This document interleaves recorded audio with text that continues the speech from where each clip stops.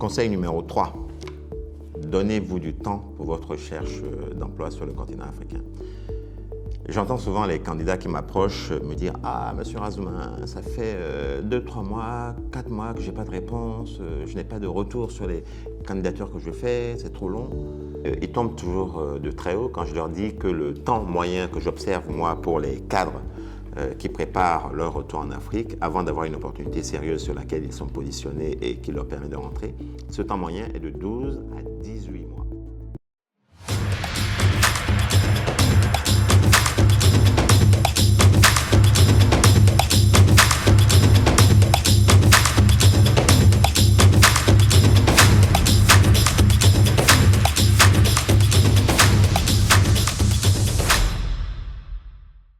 Pour essayer de leur faire comprendre la durée de 12 à 18 mois, qui est une durée moyenne, je prends souvent l'exemple d'un businessman, d'un entrepreneur.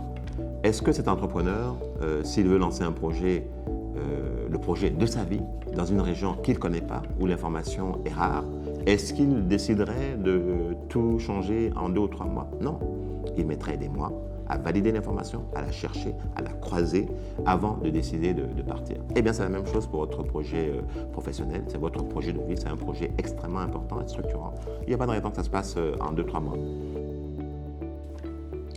Ce gap de perception est souvent dû au fait que l'information sur le continent africain concernant les réalités de l'emploi, cette information est partielle et parfois confidentielle. Donc, les processus sont naturellement plus longs et aussi, il faut pouvoir tabler sur l'ensemble des moyens que le candidat a à sa disposition, c'est-à-dire le réseau. Je conseille souvent à ces candidats de rentrer, de préparer, de budgétiser ce retour en essayant de rentrer 1 à 2 fois sur le terrain, voir ce qu'il s'y passe, ne pas rester sur des images un peu fantasmées qu'ils ont du marché de l'emploi en Afrique parce que ce marché ne les a pas attendus et c'est la réalité. Ce que je conseille souvent à mes talents qui sont dans ce projet de préparation du retour professionnel en Afrique, c'est de prendre le temps d'interviewer, oui, de questionner les chasseurs de tête, pas un seul, pas 2, mais 3, 4. Plusieurs chasseurs de tête qui sont impliqués sur ce périmètre Afrique qui les intéresse, première chose. Seconde chose, d'aller sur le terrain ou d'entrer en contact avec des RIPAT qui ont fait cette expérience et qui ont sans doute beaucoup de choses à partager de leur expérience. Enfin, il est super important de s'assurer que l'entreprise pour laquelle vous postulez ou dans laquelle vous allez peut-être prendre fonction en Afrique correspond à vos valeurs. Donc, il est important d'être aligné pour que ce projet ne soit pas un projet qui vous désillusionne. Et aujourd'hui, des sites comme Glassdoor ou même parfois LinkedIn permettent d'avoir une information extrêmement intéressante sur les entreprises, sur leurs valeurs, sur leur ADN, et ça vous permet de savoir si vous y correspondez et si vous pouvez vous y épanouir. Donc si je devais résumer, point numéro 1, être à l'aise avec le fait que le temps normal, moyen pour un retour pour un cadre africain sur le continent, temps de recherche normal, moyen, est de 12 à 18 mois. Être à l'aise avec ça. Conseil numéro 2, ce temps minimal doit être exploité pour chercher de l'information, se connecter avec des gens qui ont déjà fait l'expérience et puis, autant que faire se peut, budgétiser 1 ou 2 voyages sur le continent, dans le pays que vous visez, pour s'imprégner de la réalité de ce marché du travail. Conseil numéro 4, soyez adaptable et considérez ce que le marché du travail, le marché professionnel en Afrique exige de particulier en termes de soft skills.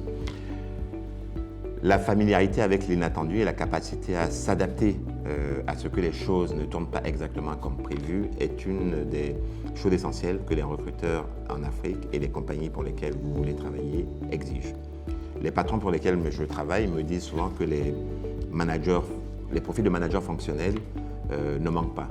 Ce qu'ils ont du mal à trouver, notamment chez ces candidats africains à la répatriation, ce sont des personnes qui sont capables d'embrasser le changement très rapidement, d'être OK et de savoir gérer des changements rapides dans l'environnement et le contexte de travail. Et c'est vrai que les choses peuvent parfois être un peu déstabilisantes dans le marché de l'emploi et dans le business en Afrique, rapport à d'autres contextes qui sont extrêmement structurés, normés. Créativité, ténacité, capacité d'adaptation à des environnements mouvants et parfois déstabilisants, autant de qualités personnelles, soft skills, que l'on ne développe pas nécessairement dans les MBA internationaux. Il faut donc se connaître en toute honnêteté et ne pas hésiter également à demander aux gens qui nous connaissent s'ils pensent que nous sommes capables de nous adapter à des environnements changeants, parfois perturbants. Ce sont des qualités qui sont requises dans ces environnements professionnels. En résumé donc, 1. Certains soft skills sont particulièrement recherchés en Afrique pour des raisons du contexte dont on vient de parler, créativité, ténacité, capacité de mise en contexte, forte habileté sociale. 2. Il est important d'être extrêmement honnête sur sa capacité à s'adapter à ces réalités professionnelles et à ce contexte de l'emploi en Afrique. Si cette vidéo vous a été utile, n'oubliez pas de nous mettre un petit pouce et puis surtout, il y a quelques liens plus bas. Mettez-nous des commentaires et dites-nous peut-être les sujets qui vous intéressent et que vous souhaitez que j'aborde dans les prochaines vidéos.